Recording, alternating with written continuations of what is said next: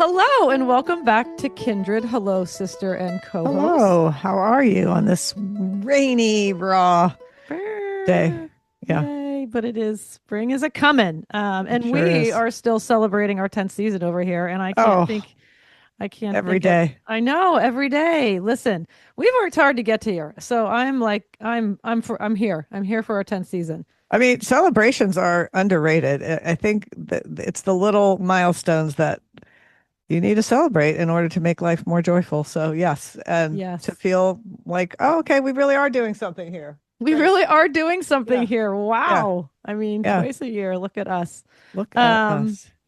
And you know what? I can't think of a better way to celebrate than talking about one of my favorite animals. One I love a lot. I've hugged them in real life. I've cried about them. Absolutely. I dream of having two of them one day. We've talked a lot about At least two, we've learned. these two, right? If that works for them. And we've talked about a lot of our companion animals like dogs, cats, Yeah, horses, and right. now we're covering an animal that worldwide, hello, excuse me, is one of the most important animals to us humans. Would you, Jennifer, like to say who this other bestie is? The donkey. And would And you have thought that before we did this interview? no, I had no idea, as ignorant as I am on many things, the donkey was another one, how vital they are to life for Yeah, human beings in a major part of our yeah, globe. Like, for a real I long just time. didn't really realize the depth of that and Yeah, the widespread um hole that they fill, yeah. basically. No, I know. I mean, it's like beast of burden. Yeah, sometimes. Okay. Downtrodden and mopey only when we make them so. And turns out intelligent, Right, sensitive, right. highly capable of Yeah, assessing danger and right, problem solving. right, Hello. right. Like these guys are just the cutest. And So can't even wait to dig little into that. tiny things like her talking about how small their hooves are makes it that they can go so many places that horses can't Oh go. my God. So I funny you never mentioned that. thought That's of so that, funny. Yeah, we're but going to I get just to thought that. their little tiny feet are The so. little tiny guys, little tiny guys. So yes, but before we dig into all things donkeys and learn about how unlike they are actually from my favorite donkey from Winnie the Pooh's Eeyore. Yeah, Still, shout out to yeah. Eeyore, lifer for you. I mean, he's a Um, great character, but he is Great a character. cartoon. That's So, right. yeah. That's right. But we'd like to invite our listeners to join us by subscribing to our YouTube channel. It's still there, it's growing. Thank you, everybody, for joining us there. And there are actually a lot of ways to subscribe and follow Kindred. So you can do it, like I said, free on YouTube, or you can take advantage of our new yearly subscription price through Apple Podcasts for only $3.99 a month. So that's less than the price of a cup of coffee. And even if you only just bought one of those a month, right? Hmm. But the difference to us is monumental. Um, and again, subscribing to us via YouTube with no cost to you also really helps us gain subscribers, obviously. And, Apple and YouTube, they like to see those accounts growing and then they They give really you do. more attention. So please help us there if you feel so inclined. Okay, let's get to our guest today. So, we are speaking with Dr. Cara Clancy, who is the senior researcher and social scientist for the Donkey Sanctuary located in Sidmouth, England. Okay, so just backing up a little bit. So, in 1973, the year after my birth, Dr. Elisabeth Svendsen, after buying a donkey named Naughty Face and going, I never heard that that was yeah, the name. oh, it's the best. I got to use that one someday. Maybe when I get my donkeys, I'll name Yeah. one Naughty Face in honor of Elizabeth. So after buying this Naughty Face donkey and going on to take in many donkeys after seeing the state of them at a local market, Mm. this officially starts the Donkey Sanctuary. So then fast forward to today, and you'll see the sanctuary present around the world, fulfilling Dr. Svensson's dream of helping donkeys across the globe live healthy and happy lives. Now, as like fast forward back to today, Dr. Clancy's role at the Donkey Sanctuary is senior researcher and social scientist with expertise in human animal relations and wildlife governance.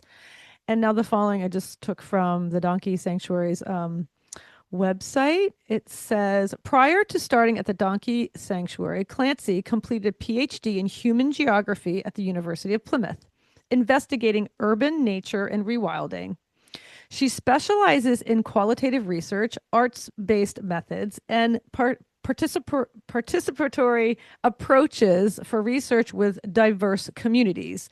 She has published on a range of topics, including public perceptions and attitudes towards donkeys. This is why we have her here today. The role of the working equids in humanitarian crises, and the status and distribution of free roaming donkeys globally. So we've asked Cara here today because of what I just said, but because we wanted to get to know a lot more about an animal that I love and respect and have come to realize are deeply misunderstood and mistreated. And we wanted to know why, because that was kind of surprising to me in researching this episode. I was like, oh, we're not just going to talk about how great everyone thinks donkeys are. This is this one a very different way.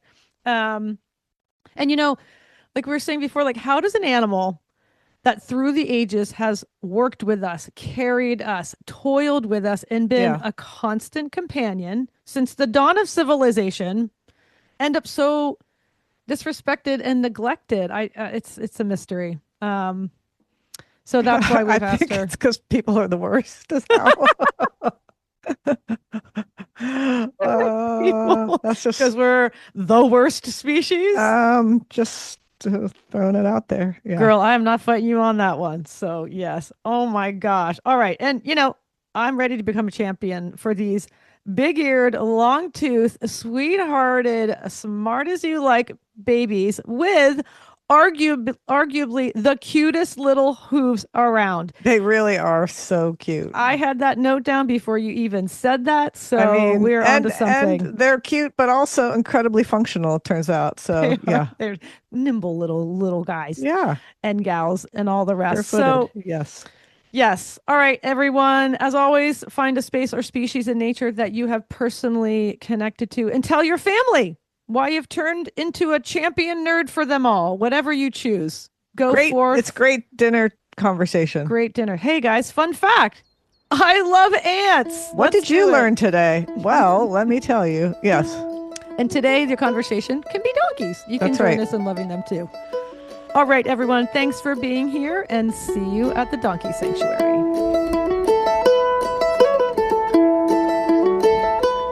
Cara, welcome to Kindred. Thanks so much for joining us today. Oh, thank you for having me. Would you please introduce yourself and tell us what you do? My name's Cara, Dr. Cara Clancy, and I'm a senior researcher at the Donkey Sanctuary based in the UK. Oh, well, what a dream job that is. Must be. And I can't wait to hear all about it. And just working with one of the best animals we humans are privileged enough to also work with and live with and find so much joy with. I, for one, love donkeys, and hopefully one day, sooner than later, I hope to offer two of them a home on a little donkey farm. So, and Cara, you are speaking with us from England, where the headquarters of Donkey Sanctuary is located. Is that correct?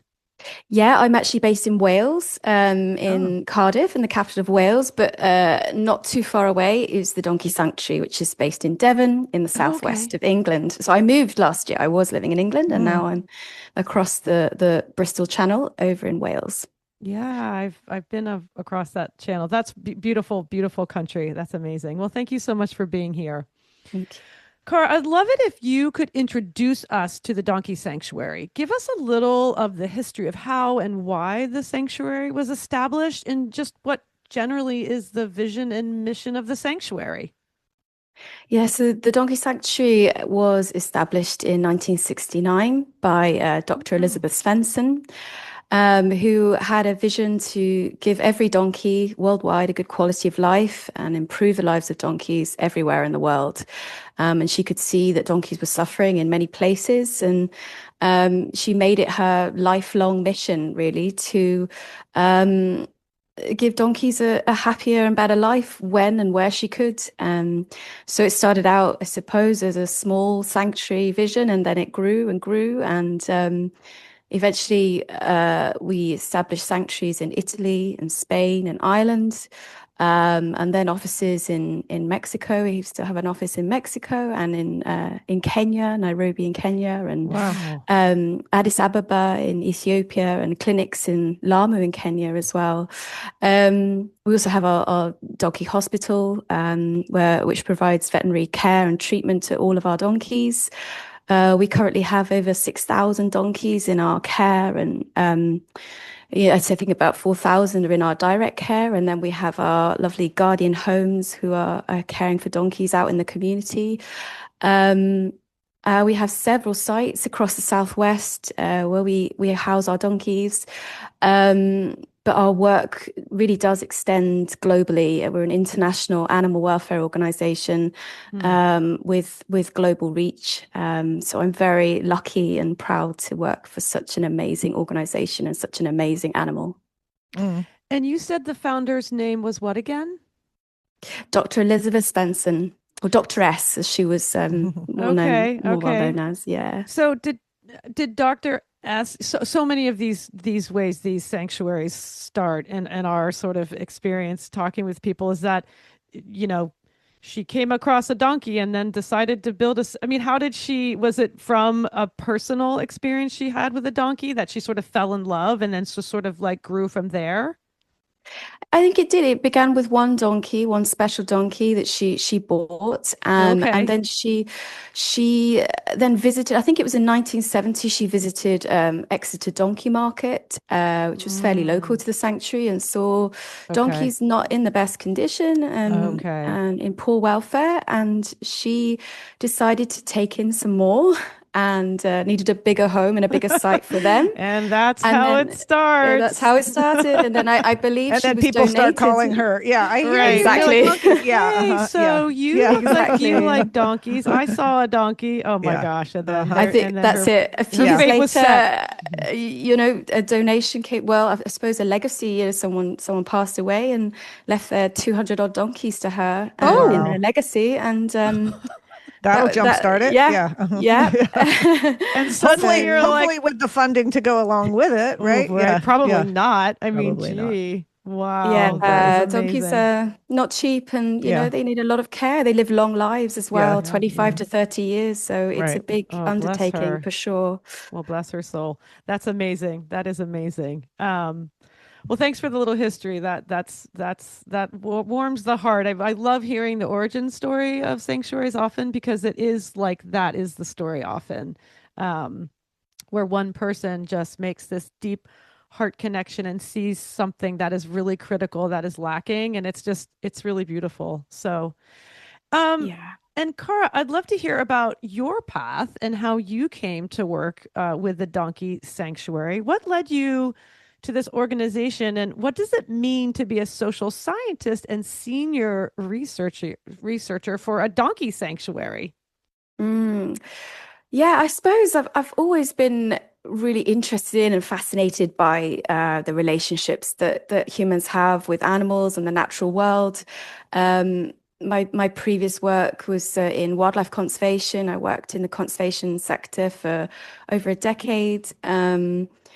For big international organizations like WWF, but also smaller grassroots organizations in Latin America, in Colombia and Peru, particularly, trying to understand issues from the field, shall we say. Yeah. And then I embarked on a PhD in rewilding, actually, in 2015. And yes, it was in rewilding. It was in these novel approaches to nature conservation, inviting nature back into different kind of spaces and cities even.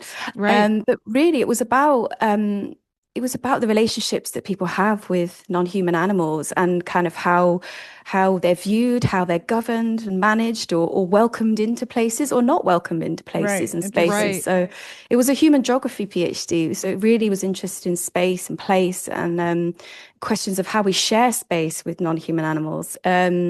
So that's that feels like a while ago, but that was really sowed the seams from ideas around animal autonomy and ideas about animal agency. And then Wow, I I love all spotted of that. the That is so up our alley. Like, wow, this is so exciting. Yeah, what an incredible and deeply needed space. So yeah, carry on. Amazing. Yeah, I suppose it feeds, it all kind of circles back because, I spotted the job at the Donkey Sanctuary for a social scientist in the research team. And I'd actually never seen a social science role within an animal focused organization. I was so curious and Yeah, I bet. I mean, impressed, really. yeah, they feel Yeah, like that that's a is bit, impressive. Yeah. yeah, a little Yeah. revolutionary. Yeah. Yeah. Yeah, and I was drawn to that, and I applied for the role and got the role, and um, I, yeah, I kind of, I suppose you make your role your own, but I really feel that they were really, the organization is really touching on an important point here, which is that we can't really begin to address the root causes of animal welfare without understanding people, and how people think and behave, and how those beliefs and practices are kind of embedded in social, political, economic contexts. And, you have to remember that the vast majority of donkeys around the world are working donkeys and supporting the lives of millions of people. Between 360 million people depend on donkeys for their livelihoods globally. Right, So right. we have to understand these contexts and these places. And so social science and social research is, a really important way of addressing some of these quite tricky, questions around how do we extend our care to non-human others while also acknowledging and appreciating the vital role that they play for humans and the very different contexts that they live in. But yeah, that's basically it. I've always been fascinated by our kind of ethical and moral obligations to animals, how we can understand them on their own terms, beyond human frames of reference. But then also, what does it mean to extend that care to animal others? So that's why I'm here. That's cool. I'm curious, are you the first one to have this role, or did they have somebody in your role prior to you, or is this a new creation? Yeah, I mean, it was the first time that the job title specifically of social scientist was created. But absolutely, I've worked in an amazing team of colleagues, and these questions and this need for further understanding of human communities was absolutely kind of already underway at the organization. It was Nice. just kind of giving it that like direction Official and title. Yeah, right. focus. Yeah. So no, we work in an amazing team of researchers with very different areas of expertise, from nutrition to behavior, health, welfare, and of course, sort of understanding social, political questions as well. Well, I Wow. think this is brilliant, absolutely brilliant to me. It's so much of what we want to learn about is this human to animal, human, the relationships we have and how we have them and why we have them the way we do. And it now seems suddenly so obvious that an animal like the donkey this makes perfect sense because we've we've sort of been with them and them with us for so long, but do we understand them? Do we see them for what and how they are?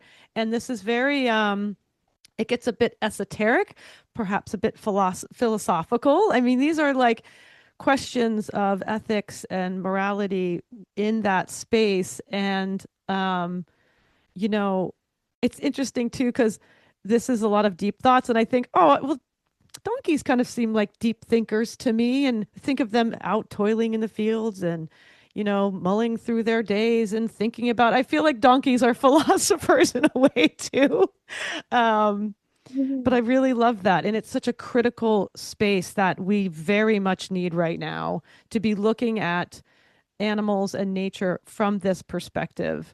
um especially in sort of the challenges that all these different spaces are facing. And this is just, I mean, we could just sit here for 4 hours. I sadly have to not, but incredible, incredible. Yeah.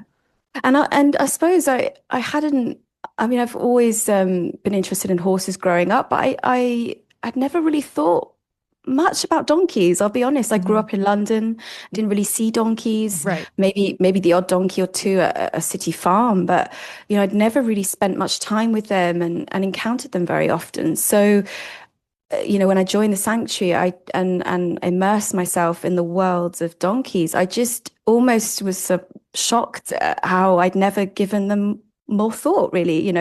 Such a immense contribution that donkeys have made to human society over so Right. many years, thousands Right. of years. Right. Such a kind of pivotal and influential relationship between Right. humans and donkeys that I just hadn't fully appreciated until I started working at the donkey sanctuary. Well, right, but you touched on it earlier where worldwide they are so critical. And you know, I would love to sort of let's dig into that. And I'd love to talk about, donkey personalities and behavior, but dig into how our misconceptions of them ultimately impact their health and welfare. And like we're talking about, if I think about donkeys, the first thing that comes to mind from like a historical perspective, I immediately think about how they feature in the Bible. Like I think about the vital Mm, role they played in building empires like Mesopotamia and Egypt, mm, right? And their critical roles from ancient times to modern times in agriculture, right? mm, Agriculturally worldwide, like we can see their contributions in wartime, transporting ammunition, medical supplies, general transport, and then also rebuilding communities across the globe devastated by catastrophic weather events. I mean, like we're saying, the list goes on, right? So, how do public perceptions of donkeys shape common misconceptions? And how do these misunderstandings contribute to unsafe labor conditions, neglect, and just their overall poor welfare? mm. Yeah, it's such an important question and something to really think about because you're right, Western particularly Western representations of donkeys in literature, art, media, film, really do portray donkeys as stupid, inept, bad-tempered. You only need to think of the donkey in Shakespeare's Midsummer Night's Dream, Right. who Yeah. is unintelligent, lazy, stolid, or Eeyore and A.A. Milne's famous Winnie the Pooh is melancholic and gloomy, dull. And then these other depictions as well, I suppose, like the quiet, lowly, submissive donkey, that the kind of typical beast of burden. But, Right. is it really a true depiction of the animal beneath, or is it just that the roles that they have undertaken for so many years are kind of reinforcing particular ideas and stereotypes of who donkeys are. And Right. they often get compared to horses, I suppose. Horses are portrayed often in films as like strong and valiant and heroic, charging into battle. Right. And donkeys are different. They are different animals. They're beautifully different and they're differently intelligent.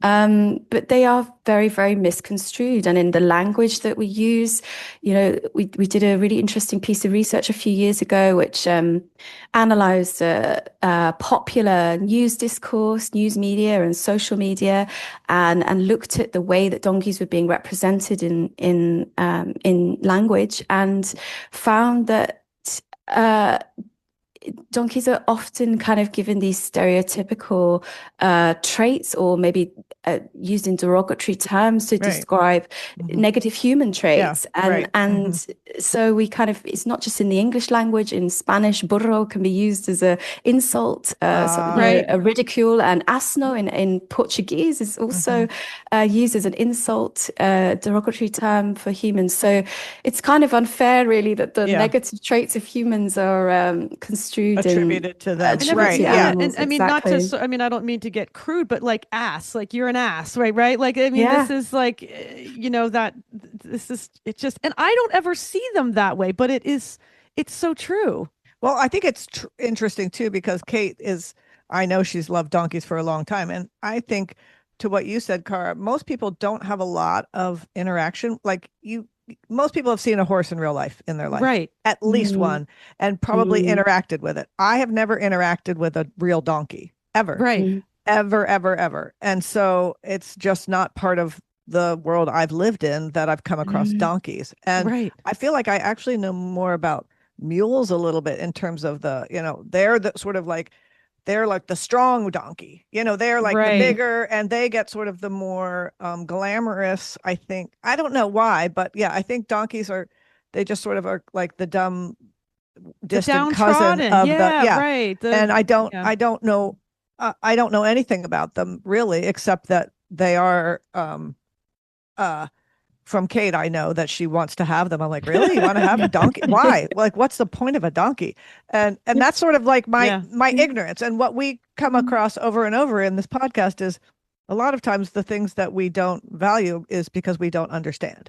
And so to me, the fact that you are like, okay, I got to learn all about this, like and spreading that word is already helping the donkeys so much, because it's just like, of course they should be known and understood, right.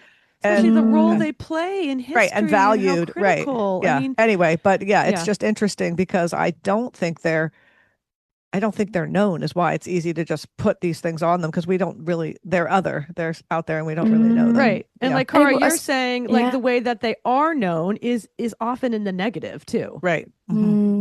Absolutely. I don't think it was always this way. I think, there's an amazing book by archaeologist and historian Peter Mitchell called The Donkey in Human History. And he's brought together all the evidence to suggest that donkeys were once a highly revered animal in ancient Egypt. There were remains of donkeys found in the tombs of kings and the elites, and carvings on the walls of funereal buildings, depicting the donkey and associating the donkey with the gods, Seth, the brother of Osiris. So they were once much more highly revered. And, for whatever reason, that has changed. And it's true. I suppose you don't often see donkeys in groups being donkeys with other donkeys. We maybe only see one or two donkeys, or in the context of work. But it was the first time we always see them as laborers. Right. And I was wondering if that some support the Industrial Revolution changed, like they're just the sort of the blue collar worker type of mentality that we hold in a little less esteem, maybe. It's right, which we can't live without, however. Right. Anyway. Yeah, absolutely. I suppose they become associated with these negative traits, and then that contributes to the way that they're maligned and poorly treated, and that in turn perhaps renders them more, association with them being more docile or subservient. But when you observe donkeys in groups, and we have to remember that they were domesticated over 7,000 years ago, their wild ancestors, African wild asses, two subspecies of the Nubian wild asses and the Somali wild ass, and we have to understand that they're descended from desert adapted species. They would have lived not in big herds but small groups, and they had to evolve like a heightened sense of smell, sound, exceptional hearing. Really have to be very good communicators across long distances to find mates. So the iconic bray, I suppose, that's the sound that everyone knows, but there are other sounds as well, like grunts and waffles, and these can be heard over several kilometers. Yeah, they're very expressive animals. Very, very expressive animals, and they are capable of experiencing a wide range of emotions. They're very sensitive creatures. They experience everything from joy and elation, excitement, to agitation and boredom and anxiety and fear as well. So they're subtle in their behaviors. They can mask, I suppose, partly because of their evolutionary history, their adaptations. They can mask signs of pain because they're a prey species. So, they wouldn't want to be detected in the wild.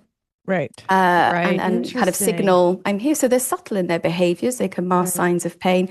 And so you, I suppose, have to be quite attuned to their cues.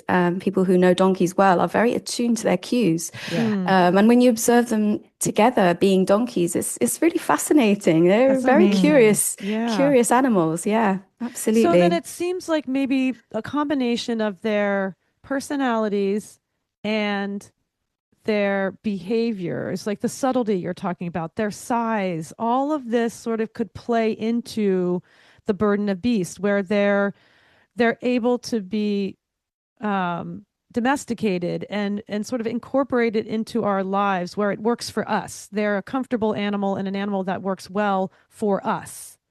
And Mm. is that true? Is it because of these sort of attributes they have that we've been able to sort of incorporate them into our working lives and they just go with it? Mm.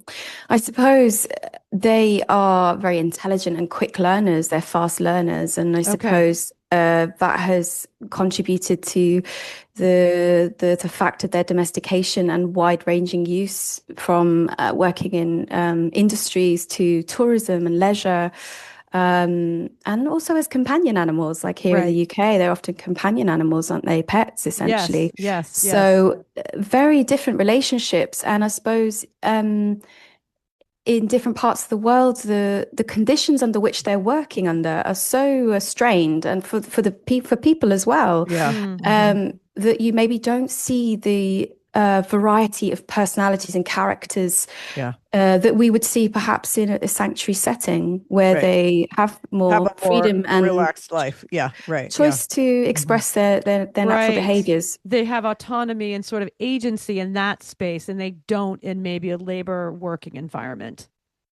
Yeah, I mean, if you're talking about the brick kilns in India, they're working 10 to 20 hours a Right. day under searing temperatures, unless they're working at night to avoid those temperatures, and they're exhausted and they're Which put to work so from a are the very young people age. probably And that they so are work the with, right? people, I was thinking that 100%. correlation, and too, like maybe some of the negative stereotypes too of them being maybe not compliant or difficult is because they're not being treated well, and so they are, they have a justifiable complaint, like, As are not the people. Yeah. right, exactly, yeah, and Absolutely. It's yeah, this kind of shared working yeah, conditions, shared suffering, and shared right, vulnerabilities that yeah, right, they have. And I suppose one thing to say about the behavior of what's characterized sometimes as obstinacy, or like the refusal, Right. is actually, donkeys are very smart animals, and they will assess situations and think about the weigh up the risks before they make a Mhm. decision. They're not kind of flighty, I suppose, as in the way that horses are, Yeah, perhaps more so. They stop and they think, and it's that caution and that taking their time to Mm. assess danger. They won't charge into dangerous situations or situations that they perceive as difficult. Yeah, And that can get construed as obstinacy or, yeah, Right. refusal, Right. stubbornness. But it's that's just a sad. level of Yeah, intelligence where they're like Yeah. just doing their donkey selves that we just don't know. We just see them as laborers, and this is what they do, and get on with it. And they're very strong for their size, and they are small. They Mm. can yeah, be in smaller spaces. They aren't these giant flighty horses that are less predictable. I mean, that's why they're evolved. They have low, small, narrow hooves, yeah, and they're able to kind of traverse very difficult terrain, mountainous terrain, mhm, and carefully so. They have to be, Yeah. and they stop and they consider, I'm not going to fall off the edge of that cliff. I'm going to take yeah. my time and tread carefully. So when did you think when do you think we lost, back to like what Jen was saying, like the industrial revolution, like when did we lose this reverence for donkeys and our understanding that they built civilization? It's a golden question, isn't it? I suppose is as their roles have diversified over the years, and they've been brought into different settings and work contexts. The relationships are very diverse. I don't think that we have to remember that, yeah, maybe what we see or read might be particularly negative, but there are so many incredible relationships out there with donkeys that people Yeah, have. I'm sure. Right. In Yeah. some places in Ethiopia, where women, heavily rely on animals. They say, without my donkey, I become a donkey. They are seen as part of the family, Yeah. and not just for their utility, their use value, but also for their companionship. And we see that also when people have been displaced, say, in where there's civil unrest, in war-torn countries where people have to kind of quite quickly leave their homes and leave their possessions. The war in South Sudan is a good example, and in Tigray and northern Ethiopia.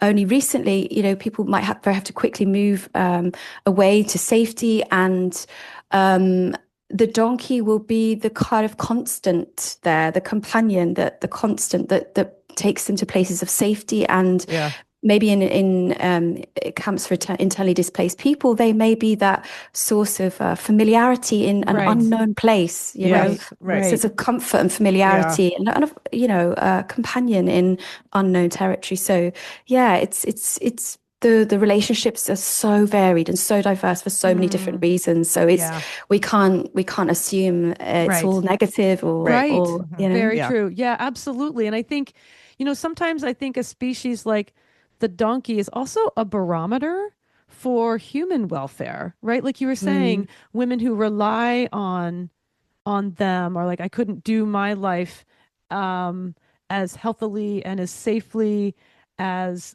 I could if I didn't have the donkey with me too. And I feel like they could be such a barometer for that. Is that true, do you think? Or yeah, I suppose they I suppose they've kind of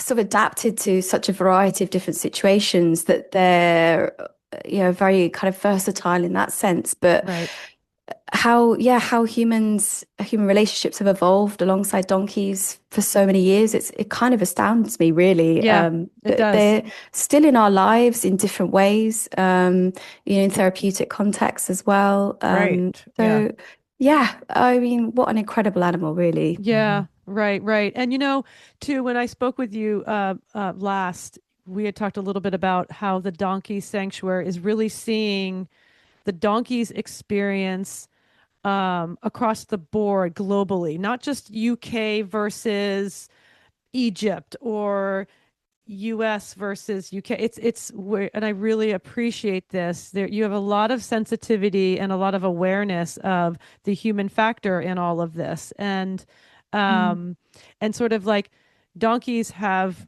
tough lives a lot, all places, and it's not. There isn't, you've really worked to not otherize, and you've really worked to put it on more of an even playing field.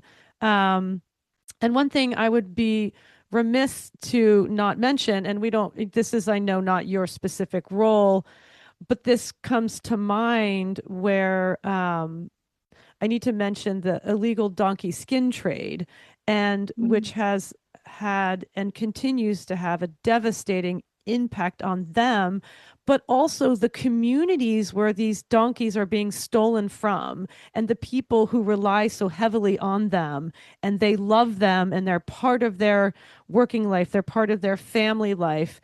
And it's a huge issue, and one that I wasn't honestly really aware of until a few years ago. Can you just touch on that? Yeah, I mean, it's so the I don't know if your listeners are aware or not. Many people are, like you say, but the global trade in donkey skins is probably one of the single biggest threats to donkey welfare and donkey populations globally right now. We estimate that about 5.9 million donkeys are being slaughtered every single year for their skins. And just to explain why, there is a demand for the gelatin that's in their hides. It's used in traditional Chinese medicine, a jiao, as for different kind of health benefits. Okay. Health reasons, but primarily for the beauty market, skin products and so on. So the problem is that there is a huge the demand exceeds the supply, and I Right. suppose it becomes then unregulated, unsustainable, and sometimes illegal. Illegal slaughter is taking Right. place all Right. over the world. And like you say, donkeys in communities in Kenya, we released a report last year talking about how donkeys have been stolen from communities because they have this kind of new value now as skin for their skins. But there is progress being made. The African Union have banned the slaughter and export of donkey skins now, and Incredible. Brazil looks to do the same this Okay. year. I think it's going through National Congress this year, and our teams in our advocacy and campaigns teams are working so hard to try and tackle this this really, really detrimental trade in skins. So, well, that's great to hear. Thank you for touching on that. I appreciate it. Yeah, it's not a well-known topic, but something we really need to be talking about. Yeah, and I had to mention it, and it is really important that people are aware of that. But just sort of switching gears a little bit, I wanted to just touch on social media a little bit because I see a lot of donkey content out there, and I'm curious. Often animals in social media ends up being detrimental to them. What are you finding in like the broader culture and that sort of space? Is this helping or hurting donkeys at this point? Maybe too soon to tell? That's a really interesting question. I mean, the piece of research that we conducted a few years ago found that the majority of references to donkeys on social media, we looked at Twitter in particular, we analyzed it, as part of a wider corpus of text. We analyzed about 1 million words, but where the word donkey was used, and we found that the vast majority of references to donkeys are not about the real animal, but a kind of a slogan or a insult or ridicule. The actual animal is actually quite invisible in a sense. The real animal. So still, yes, there are still, and this is British discourse. This is looking at news media, social media, UK audience. I think that it's a really tricky one because it's really great that there is content being shared about donkeys if it is about the real animal, right. Yeah. Videos, footage. But I guess it's important to question like the background, what's going on in the background there, what's the context there, right? Where are these animals? What are they doing? Like what circumstances are they living in? And are we potentially feeding into stereotypes by presenting donkeys in comedic ways? That certainly isn't helpful, I don't think. Okay. So it sounds like your algorithm, Kate, is feeding you cute donkeys out playing in the like fields. Farmers. You're getting lots of very cute, fluffy donkeys there, Kate. Well, I'm not on Twitter at all. So, farmers talking to their donkeys and just I don't That's do nice. but just Instagram and just like not. But I'm always really curious. But it sounds like there's too much work. There's a lot of work to be done to replacing what you're talking about before we can trust that social media of all places is going to help them, right? I mean, yeah, and I suppose it's just like social media and media is always going to be sensationalist, isn't it?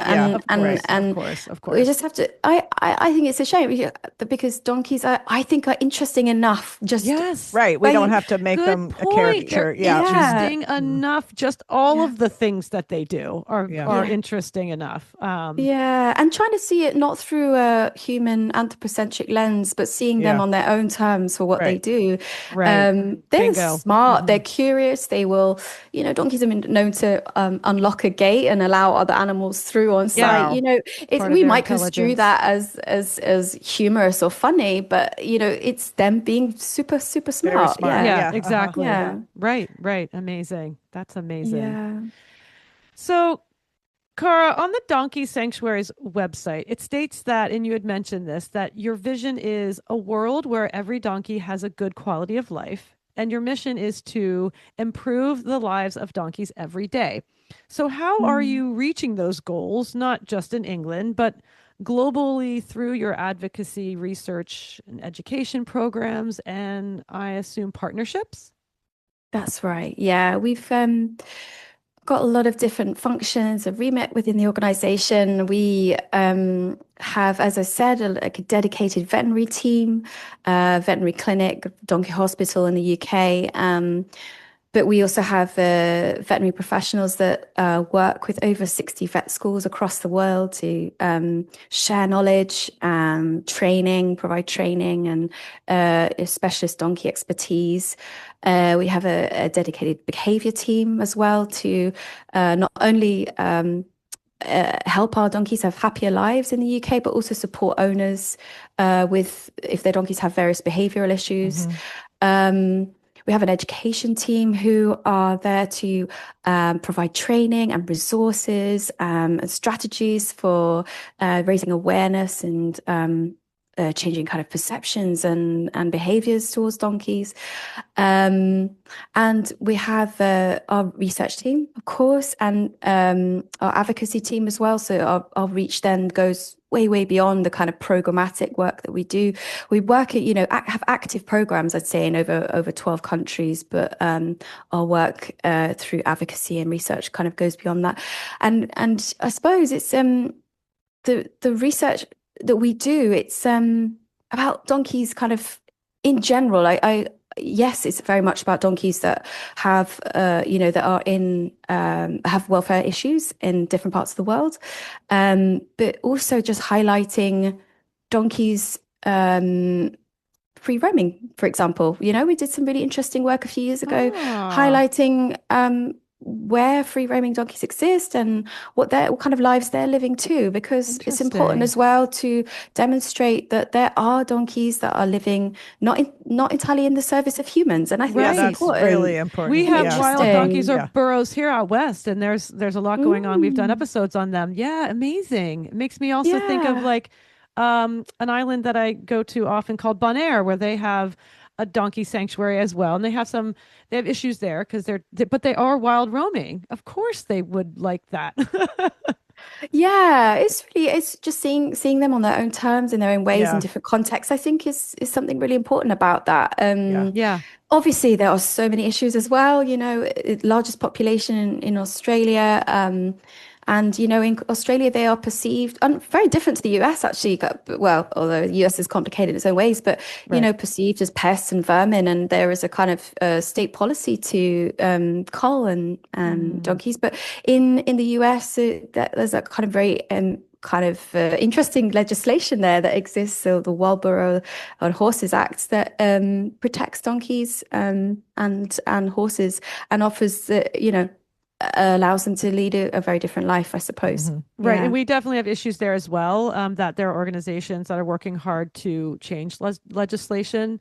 But over here, the ones that are living wild out west are seen as eco-engineers a lot of ways too. They dig holes and water traps, and they help the environment. I mean, they're hugely they contribute, and they're hugely important to that sort of arid living in a lot of ways. But you forget that donkeys, there are wild spaces where they are. Yeah, there certainly are. And it's I suppose one of the difficulties is when donkeys are kind of coming into contact with different human communities and what that means as well for them. In Brazil, there are street donkeys, I suppose, living kind of wild free lives, I suppose, but are coming into contact with human communities and roads and road traffic accidents, and kind of how do kind of communities and societies kind of deal with that? It's a complicated question for sure. Yes. And sanctuaries offer a space, it's a model, but it's you have to remember that the vast majority of donkeys globally are working donkeys. Over 40 million donkeys are supporting the lives of 300 to 600 million people. So that is the main context that they are living in, lives they're experiencing. For sure. So I just want to sort of get very on the ground for a second. Like, what are are there ideal conditions? Let's say, okay, so let's just take me. I want to get some property and I would like to have donkeys on my land. What should that look like? I mean, if I just have, Mhm. I think of like, well, I have pastures for horses, so I'm just going to put them out there too, and they're just going to be their donkey selves, and they can have, I'll rescue them and we'll deal with what in the best way you can. I mean, can you just put a donkey in a field and say, I'll see you morning and evening? And I mean, what's the ideal Mm. situation from your perspective?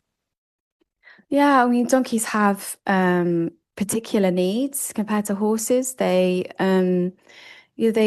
have like need low forage diets. They're browsers as well. They're not just they're great. They wouldn't just graze perhaps like a horse. They Mm. need different kinds of enrichment as well. And I mean, the tricky thing is that in the UK and in Ireland, we have very boggy conditions. As you know, you've lived there for a while. It's Right. pretty rainy sometimes, which isn't great for their hooves. Right. They Yeah. evolved from desert adapted species. Their hooves are quite porous, so Mm. they really need like some dry standing. It's very, very important. They could have a lot of hoof issues otherwise. So thinking about their environment and making it safe, of course, but also interesting. Smart Right. animals. It would be Yeah, great they need to some ensure enrichment that they kind of. have Yeah. some, Yeah. some Okay. areas to explore, and always keep donkeys with their friends. I think We know yes, that they pair that bond, right? yes, they Hmm. pair bond, and also a donkey does not necessarily want to be a companion animal for your single horse. No. That's not the best. I Yeah, see that a they would lot. choose their own kind if they could. Yeah. Yes. Absolutely, they would. And they're also, we forget, yes, they can be gentle, patient, but they also are very territorial. So if they are with an animal that they perceive as a threat or a threat to their territory, they can show that other side to them Yeah, as well and fair, yeah. attack an animal that is perceived as dangerous. So Hmm. it's really Okay. important to like really carefully consider where you're putting your donkeys and who they are living with That's Okay. alongside, interesting. So Okay. would a and horse always be keep them together. sorry, would a horse be considered a threat depending on the horse's personality? Like, could they maybe not get along and you wouldn't have them in a pasture together? Or I suppose you would. It depends on how they're introduced, I Right, suppose, right, right, okay. right. and if that's done in a careful and sensitive way. Yeah. But we always keep our donkeys. We don't have horses, but we have mules as well. But we will always keep our donkeys in their pair bonds, Yeah. unless there is a very, very, critical reason why not. They will be moved if they need to move to a different site. They will move together, and Yeah. even Got if it. one donkey has needs to maybe come in for a medical procedure or some behavior work, their friend will come with them. Oh, We that's good. we Oh, really Oh, that's yeah, ensure that they're nice. that They always really, amazing. that really always want that. Okay. Yeah. So yeah. it's Oh, really doing your due diligence, and this is really great for me to hear, like knowing what does your property look like? What, what what time do I have to offer them? So if I'm going to take them and pen them in basically, I'm going to have to create a life for them that is enriching. They need Mm, like stimulation. They're smart, they're interested, they're curious, they're very mm. dynamic animals. So it's not just something to be like, sometimes you can get a pony and just throw it out there. And okay, you don't just leave these animals out there. You ride and you're very interactive, but this is a different level. Yeah, and I suppose aren't cheap either. They Sure, need regular dental care sure. every 6 months, farriery. They live long lives as well. yeah. So although some of the donkeys that come into our care are there as a result of cases of cruelty and neglect, many are just the owner's circumstances have changed or they've Yeah. passed away Yeah, Yeah. before their donkeys have. And, Right. right. Hmm. they can live 30 plus years. So it's Hmm. just really thinking long term. Okay, If you're taking on a donkey, it's a big commitment. Yeah. right. Well, I'm gonna have to put them in my will for my nieces and nephews. They're gonna love that. Or get some older donkeys Oh, maybe too. Yeah, They no, for probably sure, need for homes sure. too, the older ones. Yeah. But this is yeah. really where we as the people who can take away agency and autonomy for an animal really need to dig in to say, what am I offering this animal? Is this a good space for them? Just because I Right. want them doesn't mean I should have them. That's critical, I think. Yeah. Yeah, and like what can I That's offer not them our as that's not our strong suit as human beings, is it thinking sure about that isn't. from their No, perspective. you know, Yeah. it's really true. So, Cara, we always end our episodes with this same question. So, why is this conversation important? Oh, wow. I mean, for me, when you tell the story of donkeys, you are also often telling the story of some of the poorest, most marginalized people in the world, because that is who they are supporting and working alongside. So by understanding the donkey, we can understand something about ourselves. And, ultimately, I think that it's recognizing that kind of history that donkeys have played, that in our lives, and still do today. Um, they really are a kind of under-recognized animal, under-researched, under-recognized, and we could just learn so much by really tuning in to them as individuals, as a species, and being enlightened into all the amazing things that makes animals animals and makes humans humans. So yeah, Hmm. I just think they're brilliant. Yeah. You know, and we often see an animal or any species really with such a limited scope. And often, what makes animals and nature so amazing and a space so many of us want to fiercely protect is that often animals like donkeys don't have a voice and don't have a choice. And we don't hear them and see them. And they can't uprise and defend themselves against the injustices they often face. And so, it's our responsibility to do that for them. And that's how we see the donkey sanctuary. A voice for those that have none often, and that is deeply meaningful to me and to us. Oh, absolutely. Well, hopefully your listeners have just learned something about donkeys that they didn't know before, Hmm. and yeah, can start to see them with a different lens. Oh, absolutely. And I have a new awareness as well. And certainly will do my due diligence if I do ever ask an animal like a donkey into my world. Car, how can we support the donkey sanctuary and where can we follow you for some authentic donkey content? Oh, well, our website is an amazing resource. All facts Yes, about donkeys are it's a great there. website. Hmm. Um, and resources for donkey owners and also professionals who might be working with donkeys at some point in their careers. Um, What is that website? thedonkeysanctuary.org.uk. Perfect. Um, Follow us on social media. We have a really amazing LinkedIn newsletter as well called Oh, Donkey Work, oh, great.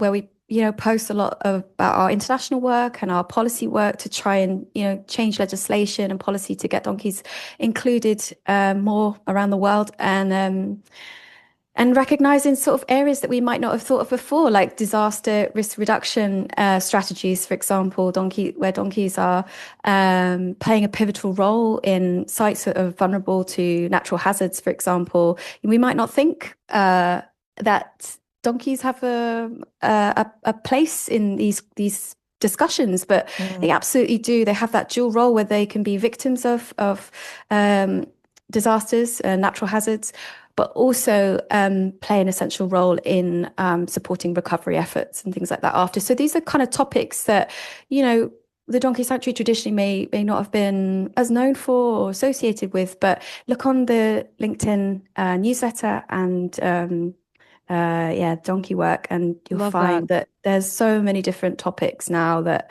where we're really trying to highlight diverse roles that they have in very different communities around the world. So yeah, Incredible. social media, website, Okay. support our campaign, Stop the Slaughter campaign, which is active and very much top priority for us at the moment. Yes. So yeah, And depending that's on where you live, we also have that here. You can just dig into that and Stop the Slaughter.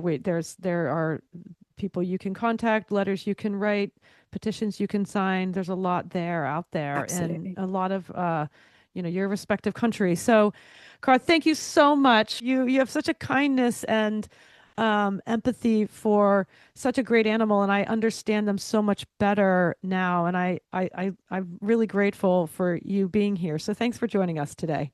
Oh, thank you so much for having me. It's been great. Very fun.